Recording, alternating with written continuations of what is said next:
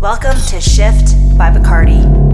Hey everyone, this is Shane Beehan, aka Shane the Bartender, here in beautiful Lunenburg, Nova Scotia. This is Bacardi Shift. This is Tell Me About It, and I want to make you a delicious cocktail. And so one of the questions that I get asked quite often is, what's your favorite cocktail?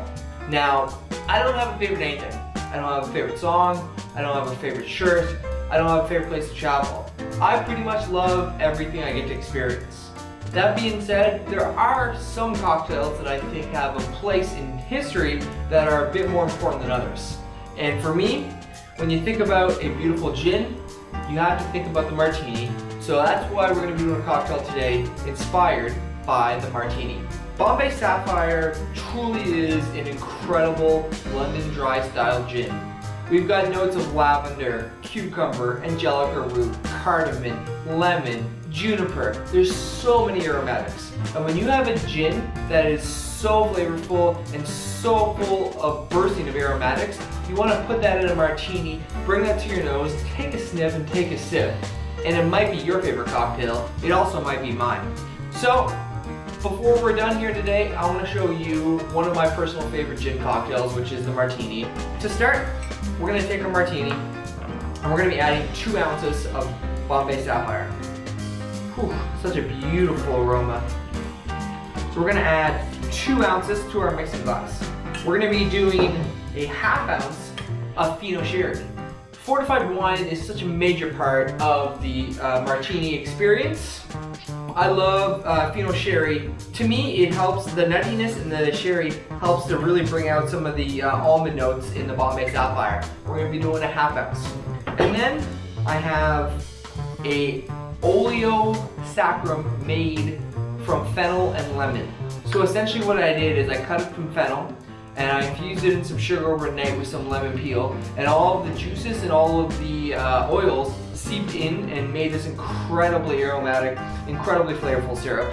We're going to be doing just a ½ ounce.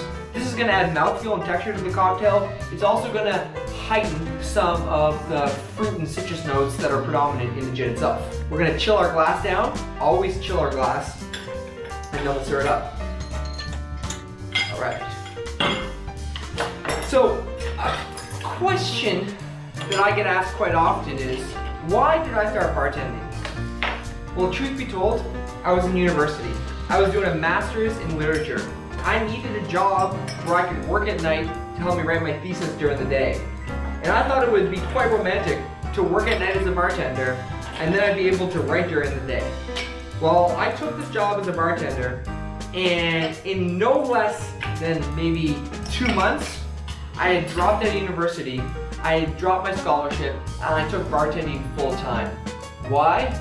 Because as soon as I learned my very first cocktail, I learned that every drink is much more than the sum of its parts. Every single cocktail you drink is much more than the ingredients put in that glass before you.